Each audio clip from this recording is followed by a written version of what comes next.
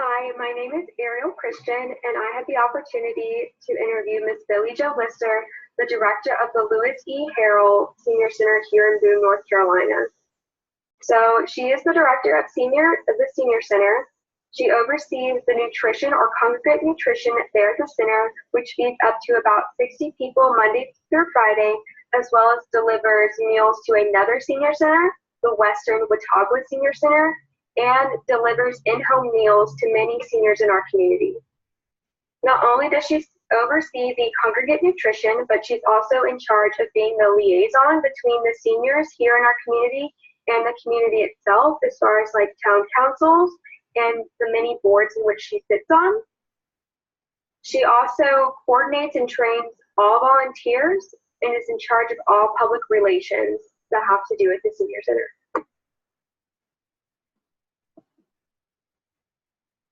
Hi everyone, my name is Cindy Richardson, and I also had the opportunity to interview Miss Billie Jo Lister.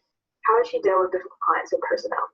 When it comes to clients, it's very issue dependent. Each client signs a code of conduct agreement in order to ensure a safe and positive environment for everyone else.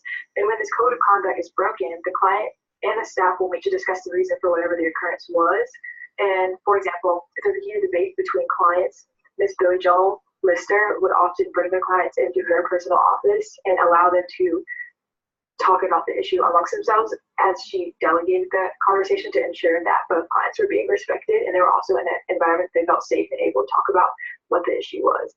There might be instances where the behavior that breaks the code of conduct is beyond the scope of tolerance, and this usually requires more attention. So the goal is to always keep the clients engaged in activities that prolong their quality of life and improve it. And sometimes, as a result of cognitive decline and other health issues, the senior center may not be the best environment for the client anymore. So issues related to cognitive decline may lead to the client no longer being able to filter conversations, and they could negatively impact another client or make the environment no longer a safe space. Or it may be that the client is putting themselves at risk, and that is when the center may call in their emergency contacts. And sometimes it's just a matter of bringing in the family and then understanding what's happening and then being on board with like the next step in the client's care process. Issues that require a social worker get into some of the HIPAA rights, and so the only time that the center can really release any information, any health information on the client, is if the client's behavior is going to put themselves or others at risk. So difficult staff is not a problem for the center, and they ensure this by holding quarterly staff meetings and progress updates. They also quarterly train their staff and always are consistently discussing what the organization needs, what the client needs, what could be done. That just helps ensure that the staff is happy, the clients are happy, and the overall business and the overall center is successful.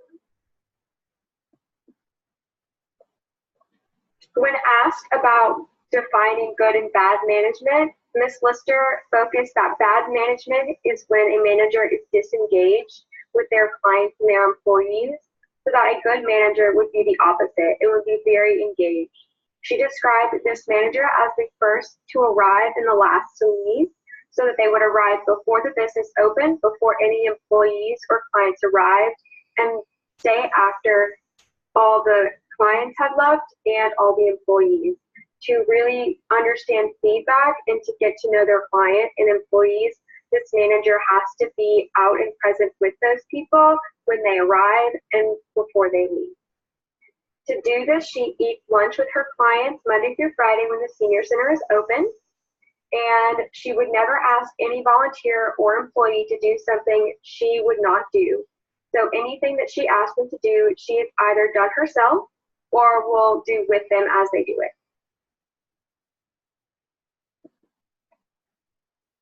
So Ms. Lister said that the most rewarding part of her job is the encouragement that she gets from clients and the instant feedback. So she spoke about how she previously worked in education with psychology and working with children, and you don't always have the immediate feedback and the immediate feeling or sense that you have positively impacted a client's life.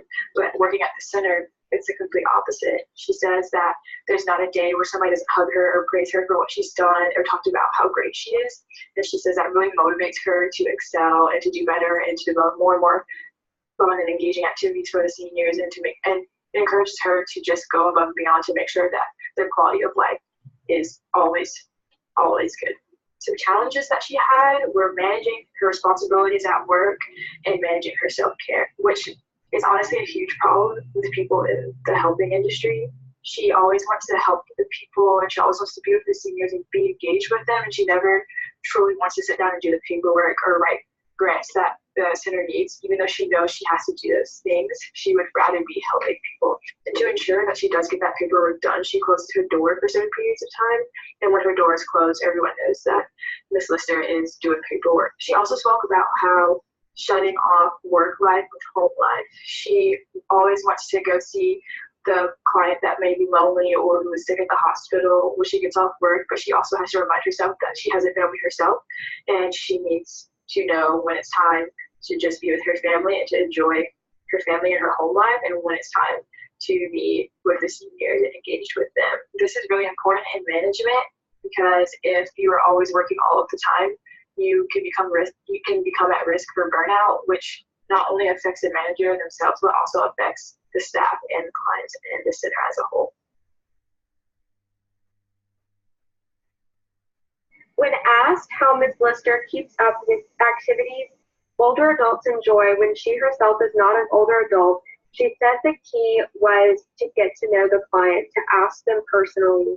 And to do that, when she first started working at the senior center over a year ago, she had a cookies, coffee, and conversation date where she sat at a table with a piece of paper and a pencil, and each senior that came in, she asked them what they liked, what they didn't, what they would hate to see go away, what they would love to have but they never had the opportunity to see, and things of that nature, just to start out to get to know them. And to this day, she continues to be outside of her office when they arrive and before they leave, and have lunch with them to make sure that she's really providing things they enjoy.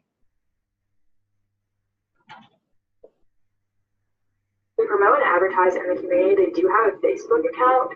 They also have a newsletter that's sent out to multiple agencies in the community, as well as churches and clients that come to the center. The first Tuesday of every month at 8 a.m., they have a radio spot where they're interviewed and they talk about all of the events that are coming up at the center. They do media releases in magazines and newspapers that are local to Boone. She hopes also to be on the Ellen Show one day, where she'll be able to talk about all of the great things that they do for the senior population here in Boone. After asking her what the students of Boone and of Appalachian can do for the center, she told us that they're always looking for volunteers, and to not forget that the town of Boone, while there is a large population of students, there is also a large population of seniors. She really struggled with finding research on the senior population in fields such as illnesses that usually affect this population, such as dementia. But a new topic that is coming up is research on how to integrate transgender clients into the aging community. She says there are few resources on how to manage this population, and there's not that much knowledge about the LGBTQ community. And because that community is becoming bigger, there are also going to be more people that are aging and going from being a part of the young population within that community to the aging population within that community. And they're also going to need the benefits and the same treatment as those that are not within the LGBTQ community, but within the senior community.